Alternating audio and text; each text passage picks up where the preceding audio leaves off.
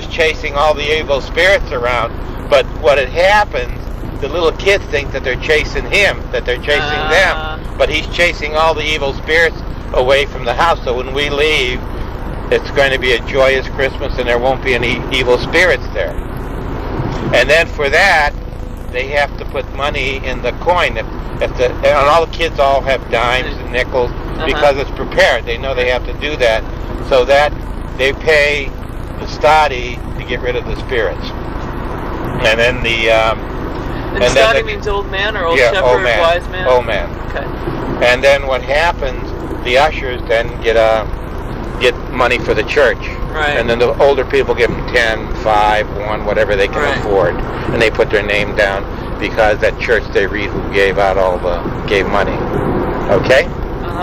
So then the last song is Ushmi jedli, ushmi pili, ushme shifko do končili, keď nebude tace, to ti bude smace, flačky micky budeme potrebať, to ti bude spať pod peca. Okay, and what it was, we have eaten, we have drank, we have told you stories of the risen Christ.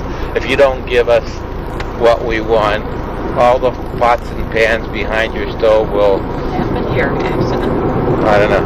All the pots and pans will shimmer because the evil spirits will mess up your house if, you know. Wow, that's real. We'll mess up all your house. So then we left, and that's basically, we went to that. But I got to tell you the one story when we stopped at the butcher shop. We have a lot of interesting stories, but I want to give Harry the whole lesson, because then he can fake a lot of it and throw anything he wants in it. But this is sort of gives you a background of it. Okay, the butcher shop was a great story. So we go to the butcher shop, we got to the counter, they let us in, but the guy let us into the butcher shop, okay? And then we put the thing on the table in the butcher shop, he put it on his counter there. We saw all this kielbasa, bologna, and everything in there.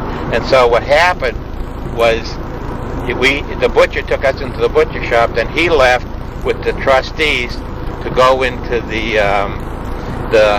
dining room, because the butcher shop and the house were in the same place, but everybody was in a dining room. But he wanted the church to be in the butcher shop, okay?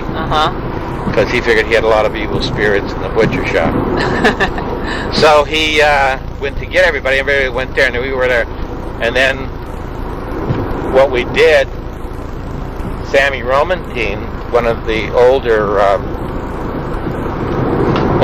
one of the shepherds, took some bologna and stuck it in the church. And then he came back, so we closed it right away. Well, he really had the bologna, and he was biting into it, big bologna, he was biting into it.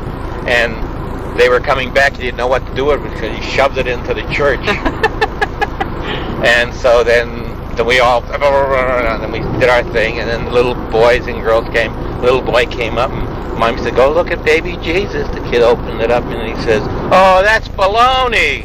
And the mother almost had a heart attack. No! And then the usher looked in her, and he says, "All right, calm down, everybody." He pulled out the bologna, and then of course we got a couple slaps on it. They always hit us on the head.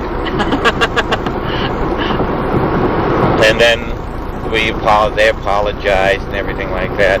And so the butcher gave us a whole couple bolognas, kielbasa, we threw it into the package, okay? Wow. So that was one of the adventures. So basically, and there's a lot of other stories, but this just gives you one story of Stara Gubas. Right, so it was a traditional... It was a traditional thing because you'd always... The Russian church? Right, and everybody out in that small town, say there was, I'd say about 100 families in West Aliquippa that we went to, all the houses up on the hill, down North Beaver, east, and everybody was waiting for us. Okay, so after we went to the houses, they greeted us, and then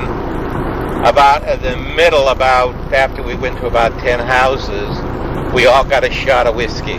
No. They let us have about that much whiskey just to warm us up and everything. Because normally it was always snowing. And it was beautiful. The snow was coming down. We're tramping down with the church and colorful things. And they had these flashlights. You know, it was nighttime. We always went at nighttime. It was Christmas Eve. Right.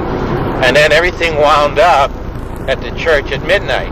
Because everybody went to for midnight mass. Oh, great. Okay. Then we came in, and then what the ushers did, they gave the collection, what we made that night to the thing. And then after midnight mass, we were all still in our costumes and everything. We had the first row. Uh-huh. And the other thing, while we're walking down the street, all the kids used to tease Stoddy. And he'd chase them, and they all had pennies and nickels and dimes, because if they give a dime or a penny or a nickel or something, then he wouldn't chase them anymore. Oh, great. But he wasn't really chasing them. He was chasing the evil spirits out of them. Right. But it took on the air that he was chasing them. Instead of the boogeyman will get you, Stoddy will get you, so be good. So they put their pennies in, and they were safe. So do you know where any of this was based out of, Dad? Where it came from? I mean, the old country. The old country? Yeah. You don't know? No. It was just part of, it was the churches who... Because it was a custom that kept on going and going and going. So then, after midnight mass, we went downstairs. We took the can opener and opened up the evaporator thing, emptied the money that we got, and split it with all of us. And then all the food we split up. We all had our own bag, and we took what we wanted and brought it home. Great. And so that was one little incident in my life. But there's a lot of Guba stories, but this would give you an essence of one, because you could really make up, if you're a very creative writer, which you are, Harry. You could probably add some of your. I mean, you can make a scientific mystery if you like, also. But you have some colorful characters, and each one of these Gubas, or the Guba, was the priest ever the Guba, or was it always people who worked their way up from angel to just lady? You didn't have to be an altar boy or anything. You didn't have to be an altar boy, just lady, whoever wanted to do it.